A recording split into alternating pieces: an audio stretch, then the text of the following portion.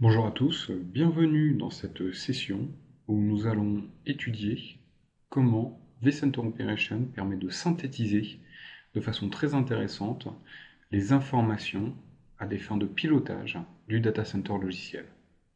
vCenter Operation se place au-dessus de vCenter Server et vCenter Server est à une position stratégique dans le data center logiciel. Il remonte énormément d'informations qui concernent les éléments physiques tels que le serveur, les serveurs, le stockage, le réseau, et puis ce qui se passe dans la sphère virtuelle. vCenter Operation va permettre d'agréger toutes ces informations et les mettre à disposition de façon synthétique, de façon à pouvoir faire du décisionnel à partir de ces informations. Au cours de cette vidéo, nous allons décrire cet aspect synthétique. Donc ici, je suis connecté sur vCenter Operation qui me permet de superviser un environnement fait de 556 VM et templates, 44 data stores, 5 data centers, 22 hôtes, 7 clusters, 5 vCenter systems. Ici, je retrouve ma hiérarchie habituelle où je vois tous les vCenters qui font partie de mon système d'information. J'ai un nouvel élément, qui est l'élément le plus haut de ma hiérarchie, que le niveau World. Le niveau World agrège toutes les informations de l'ensemble de mon système d'information, de l'ensemble de mes sites, de l'ensemble de mes vCenter serveurs. Ici, je suis sur l'élément Dashboard, sur lequel nous allons passer un certain temps de façon à vous en montrer la puissance. Ces dashboards existent à différents niveaux de la hiérarchie. Ce dashboard est fait d'un certain nombre d'éléments et notamment de badges. Ces badges, ici le badge de santé, peut aussi être appelé un supermétrique. Ce supermétrique tire ces informations des métriques du vCenter Server, mais va permettre d'avoir des informations plus facilement utilisables que les différents métriques très techniques du vCenter Server. Donc ici, ce badge santé m'illustre la façon dont va la santé de cet élément. En vert, les choses vont bien, en rouge, ça ne va pas. Alors ici, je vois que ma santé est plutôt bonne, donc cela correspond à comment vont les choses en ce moment, cela correspond au temps réel. Ici, ce badge risque me montre à quoi est-ce que je m'expose à moyen terme et long terme. Plus le chiffre à l'intérieur est faible, moins le risque est élevé. Plus le risque à l'intérieur est élevé, plus mon risque est élevé. Donc là, immédiatement, je peux voir que mon risque est relativement faible. Ensuite vient l'efficience. L'efficience, c'est est-ce que j'utilise de façon optimale l'ensemble de mes ressources. Et ici, je vois que j'ai 8% de mes VM qui sont utilisés de façon optimale, 91% qui ont du gâchis dans l'utilisation de leurs ressources et 1% qui sont stressés. Donc là, ce qui est intéressant, c'est que sans avoir de connaissances particulières en virtualisation, eh bien, je peux voir que globalement, à travers l'ensemble de mon système d'information, eh bien, ma santé est plutôt bonne, mes risques sont plutôt faibles et j'ai une certaine capacité d'optimisation. Alors encore une fois, ce dashboard, on va pouvoir ensuite l'avoir pour chacun des vCenters, pour un data center, différents clusters, etc., etc. Donc ici, pourquoi est-ce que ma santé est à ce niveau-là? Eh bien, ma santé est bonne car elle est basée sur la workload. La workload, c'est un autre badge, un autre supermétrique qui est créé par vCenter Operation, que vous ne retrouverez pas dans le vCenter Server, et qui permet d'avoir la réponse simple à une question simple, c'est est-ce que j'ai suffisamment de ressources pour cet élément? En termes de CPU, je vois que, immédiatement, j'utilise 8% de mes ressources. En ce moment, j'utilise 25% de ma mémoire, 1% des IO disques, 1% des IO réseaux. Donc ça, c'est du temps réel, sachant que ces petits chevrons bleus que l'on voit ici correspondent à la normalité dans l'utilisation de ces ressources. vCenter Operation fait un gros travail d'analyse sur l'ensemble des métriques qui lui sont remontées, de façon à comprendre si ces métriques évoluent dans leur bande de normalité habituelle ou s'ils ont un comportement différent de celui qu'ils ont habituellement. Et là, on voit que l'utilisation des ressources est faite dans le cadre de son utilisation habituelle. Très bien, mais surtout, ce que cela me donne en un clin d'œil ici, c'est que je vois quelle est mon utilisation de ces ressources en temps réel, mais je vois aussi quelle est l'utilisation en temps normal. Donc là, immédiatement, je peux dire, eh bien, globalement, non seulement j'utilise peu de ressources en ce moment, mais globalement, j'en utilise peu. Donc cela me rassure quant à l'utilisation restante de mes ressources. Ensuite, la santé prend d'autres badges en compte, notamment les anomalies. Alors qu'est-ce que les anomalies? Eh bien, pour cela, il faut comprendre que vCenter Operation analyse chacun des métriques qui lui est remonté. Pour chacun des métriques, il va analyser quelle est sa normalité. Il va inscrire des seuils hauts et des seuils bas constants qui vont correspondre à la normalité à chaque relevé de ces métriques. Lorsque ces métriques sortent de leur normalité, lorsqu'un élément n'a plus un comportement habituel, et bien dans ces cas-là, on va avoir ce que l'on appelle des anomalies. Et ce qui est très intéressant ici, c'est que on a un seuil dynamique qui est mis en place de façon à ce que si ce taux d'anomalie dépasse un certain seuil, et bien dans ces cas-là, on va en être notifié. Pourquoi? Eh bien parce que cela veut dire que l'on a un comportement qui est en train de changer de façon très importante. Et si on est à un niveau très élevé dans la hiérarchie, donc si l'on a un changement de comportement, cela veut dire que dans son système d'information, l'utilisation des ressources est en train de grandement changer. Donc ici, on est sur un niveau tout à fait normal. Donc on va maintenant passer au troisième badge qui est utilisé pour la santé, c'est tout ce qui est fault. Les faults sont en fait les alertes qui sont remontées du vCenter Server et qui vont permettre d'être triées par vCenter Operation. Et en fonction de leur criticité et de leur impact, cela va venir impacter le score de la santé. Ensuite, plus bas, je vois mon volume d'alerte et son évolution dans le temps. Donc ça, c'était pour la santé. Comment est-ce que ma santé est calculée? Cette santé correspond encore une fois au temps réel. Comment est-ce que les choses vont en ce moment? Pour avoir une vue moyen terme et long terme, eh bien, on va regarder comment ce risque est calculé. Le risque ici est calculé en fonction du temps restant.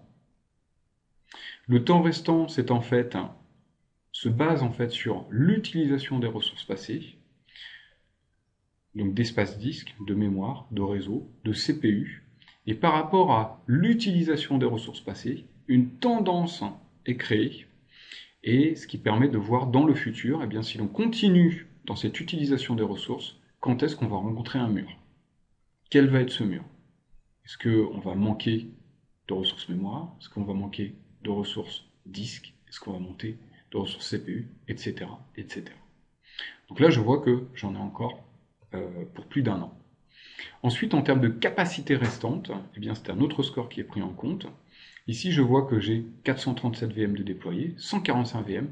J'ai une capacité globale de 1028 VM supplémentaires. Donc ça, c'est très très intéressant puisque cela vous indique quelle est votre capacité restante. L'infrastructure vous indique combien de machines virtuelles supplémentaires elle peut supporter. Ensuite, un troisième badge qui est pris en compte, le stress. Alors le stress, c'est très intéressant. Qu'est-ce que le stress? Le stress, c'est un mal chronique pour accéder aux ressources qui sont nécessaires. En fait, si jamais vous avez un élément qui a une workload élevée de CPU, de mémoire, pendant un temps fini, peut-être d'1 heure, qui ne va plus se répéter dans le temps, eh bien, en soi, ce n'est pas un si gros problème. Ok, les ressources sont là pour être utilisées. Si par contre, ce problème d'accès aux ressources est quelque chose de chronique, eh bien, dans ces cas-là, on va vouloir s'y intéresser. Et le stress permet d'identifier par rapport à la masse des éléments qui font le data center logiciel, quels sont les éléments qui sont stressés, quels sont les éléments qui ont un mal chronique d'accès aux ressources. Et là, sur mes 556 VM, 145 VM d'allumés, je vois que j'ai 10 VM qui sont stressés, 10 VM qui ont un mal chronique d'accès aux ressources. Ensuite, si je passe à la colonne efficience, eh bien pourquoi est-ce que l'efficience est à 29? Eh bien, cela est basé sur le montant de ressources que l'on va pouvoir réclamer. Dans ce système d'information, on a 21% des VM qui ne font rien, 47% des VM qui sont éteintes, 33% qui sont sursizées. Si je récupérais l'espace inutilisé par ces deux types de VM qui ne font rien et qui sont éteintes, je pourrais retrouver 2 Teraoctets d'espace disque. Ensuite, autre badge qui est très intéressant, c'est le badge de densité. Le badge de densité permet d'avoir un métrique qui est un métrique clé de l'industrie, le nombre de VM par hôte. Ici, on voit que le nombre de VM par hôte est de 7,4 pour 1. Il pourrait être de 57,6 pour 1. Donc là, on a un énorme gap et une énorme capacité de consolidation qui n'est pas utilisée en ce moment. En termes de vCPU par CPU, eh bien là, je vois que j'en suis à 1,1 pour 1 et je pourrais monter à 17 pour 1. Et en termes de VRAM par RAM physique, je vois que je n'ai aucune surallocation, alors que je pourrais monter à 6,8 pour 1 en termes de surallocation. Donc ensuite, ce tableau de bord, eh bien, je vais pouvoir le décliner pour l'ensemble de mes éléments. Par exemple, ce vCenter, sa santé est plutôt bonne, son utilisation des ressources est plutôt faible, j'ai une capacité restante de 175 VM, et il me reste plus d'1 an de capacité par rapport aux tendances passées. J'ai un taux de consolidation de 10,6 pour 1, je pourrais montrer à 40,7 pour 1. Donc ça c'est très très intéressant parce que, encore une fois, ce tableau de bord recense énormément d'informations. Tous les éléments dont je parle ici sont cliquables. Je vous invite à ne pas cliquer immédiatement sur tous ces éléments. C'est très intéressant, tout ce qu'il se passe derrière, ça explique beaucoup de choses, mais je vous invite à prendre quelques minutes pour prendre en compte les différentes informations qui sont fournies ici et qui vous permettent de faire du décisionnel. Alors, une analogie assez intéressante est celle du lorsque l'on conduit sa voiture, en fait. Lorsque l'on est au volant de sa voiture, on a son tableau de bord qui nous donne un certain nombre d'informations et qui nous permettent de piloter, en fait, ce véhicule. Et bien là, de la même façon, on va pouvoir piloter les différents éléments du data center logiciel. Ici, par exemple, je vois à quelle vitesse je suis en train de rouler. Ici, je vois quelle est ma capacité restante en termes d'essence. Quand est-ce qu'il faudra que je me ravitaille? Et puis, ici, je vois mon compteur de vitesse, il m'indique que je peux aller de 0 à 240 km/h. Est-ce que je veux aller à 240 km/h ou est-ce que je vais avoir une approche modérée? Pour mon environnement de production, je vais être très content de rouler à 60-90. Pour mes environnements de test dev, de pré-production, eh bien, je vais être content de rouler à 130-140 et puis savoir qu'il m'en reste encore sous le pied pour tous les services non planifiés qui doivent être hébergés par le data center logiciel. Donc là, on a vraiment un tableau de bord qui nous permet de faire énormément de choses, de prendre énormément de décisions et qui va pouvoir être partagé très facilement avec les différents niveaux de hiérarchie qui vont être intéressés par les stratégies d'utilisation des ressources pour tel site ou de façon globale. Ensuite, on va pouvoir descendre dans la hiérarchie. Voilà, si je veux connaître quelle est la santé de mon data center, quelle est ma capacité d'hébergement pour mon data center, etc., etc. Et puis après, je vais pouvoir descendre encore plus et arriver sur une unité concrète qui est le cluster. Okay, au-dessus, on est un petit peu dans la stratégie. Là, on est dans le concret. Le cluster, c'est une unité de puissance. Et bien, ce cluster, je vois quelle est sa santé, quelle est sa workload, quelle est sa capacité d'hébergement, quel est son taux de consolidation, son niveau de stress, etc., etc. Et puis après, je vais pouvoir descendre encore et puis aller au niveau d'un ESX pour voir le tableau de bord de cet ESX. Puis, je vais même pouvoir aller jusqu'au data store pour savoir quelle est la santé de ce data store, l'utilisation de ses ressources, quelle est sa capacité d'hébergement, quel est le gâchis que l'on peut réclamer sur ce data store. Et puis, je vais ensuite pouvoir aller sur les machines virtuelles. Et ça, c'est très intéressant parce que les machines virtuelles sont souvent des sujets potentiellement de polémique avec les personnes de l'applicatif. qui peuvent revenir vers les gens de l'infrastructure en disant, eh bien, j'ai la sensation de ne pas avoir suffisamment de ressources pour mon application. Ces personnes de l'applicatif peuvent parfois se baser sur de mauvais chiffres en regardant l'utilisation du CPU ou de la mémoire à l'intérieur du système d'exploitation. Ici, l'idée c'est que ce tableau de bord est tout à fait compréhensible par tout un chacun, où on voit quelle est la santé de cet élément, quels sont ses risques, quel est son niveau de stress, et quelle est l'utilisation de ses ressources. Et ce tableau de bord va pouvoir tout à fait partager avec les personnes de l'applicatif, de façon à avoir une base de travail commune entre les personnes de l'infrastructure et les personnes de l'applicatif. Donc voilà, donc ce tableau de bord, encore une fois, permet de faire énormément de choses, permet de synthétiser énormément de choses. Ensuite, ici, ce qu'on voit, c'est qu'on est sur des éléments individuels. Si ce qui m'intéresse, ça va être d'avoir une vue d'ensemble de mon système d'information, eh bien, je vais demander à voir l'intégralité de mon environnement. Et dans ces cas-là, je vais avoir accès à cette vue qu'on appelle Skittle et qui me permet d'avoir la vue sur l'ensemble de mes vCenter serveurs, l'ensemble de mes data centers, l'ensemble de mes clusters, l'ensemble de mes hôtes, l'ensemble de mes VM, l'ensemble de mes data stores. Ici, je vois mon badge santé et je vois que certains éléments sont en rouge. Donc il me suffit de passer la souris dessus et alors je vois si c'est la workload, les anomalies ou les faults qui sont un problème ici. En cliquant sur cet élément, je vois immédiatement quels sont les différents liens hiérarchiques avec d'autres éléments du data center logiciel. Et ainsi je vois si le problème est répercuté sur les autres éléments. De la même façon, si je sélectionne une machine virtuelle, je vois à quel ESX elle appartient, etc., etc. Je sélectionne un data store, je vois quels sont les VM qui l'hébergent, à combien de ESX il est connecté, de quel vCenter il fait partie.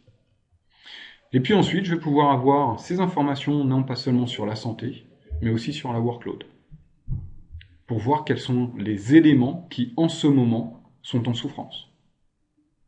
Et bien là, j'ai cet élément ici, qui est en souffrance, qui n'a pas suffisamment de CPU pour son besoin.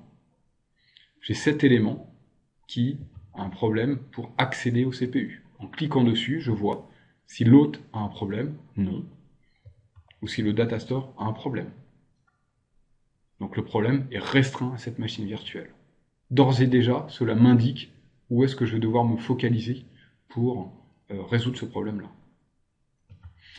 Donc ça c'est intéressant parce que ici je vois la vue en temps réel, mais au-delà de cette vue temps réel, ce qui pourrait m'intéresser, c'est plus d'avoir une vue moyen terme et long terme. Et pour cela, je vais demander à voir mon environnement dans la section Planning. Et ici, je vais pouvoir voir à quel risque est-ce que je m'expose pour l'ensemble de mon système d'information. Et là, je vois de façon très intéressante que mes fournisseurs de puissance CPU et RAM n'ont pas de risque associé. Mes fournisseurs de puissance I/O, disque et espace ont, pour certains d'entre eux, des risques associés. Et certaines machines virtuelles ont des risques associés à leur utilisation des ressources, de façon critique ou non. Alors ce qui va m'intéresser aussi ici, ça va être d'utiliser cette vue de risque pour voir quels sont mes éléments stressés, quels sont mes éléments qui ont un souci pour accéder de façon chronique aux ressources dont elles ont besoin. Donc là, je trie pour voir uniquement ce qui ne va pas, et voilà. Sur l'ensemble de mes machines virtuelles, je vois les différentes machines virtuelles qui ont des problèmes. Cette machine virtuelle a des problèmes d'accès à la mémoire de façon élevée. Cette machine virtuelle a des problèmes d'accès à la mémoire, au CPU pour celle-ci. Celle-ci a des problèmes d'accès au CPU, celle-ci au CPU, celle-ci au CPU, etc., etc. Et si jamais je sélectionne une de ces machines virtuelles et vais voir comment son dashboard représente son stress, eh bien, de façon très explicite, j'ai une santé qui est dégradée. J'ai une workload qui est fortement utilisée par le CPU. Sur la mémoire, j'ai là aussi une forte utilisation. J'ai un risque qui est très élevé. Et j'ai une zone de stress qui est complète. Où est mon stress? C'est le CPU. Une alerte a été lancée. Voilà en ce qui concerne l'aspect synthétique de vCenter Operation. Il y a bien d'autres aspects qui sont très intéressants. Je vous invite à les découvrir dans le reste des vidéos. Merci de votre attention.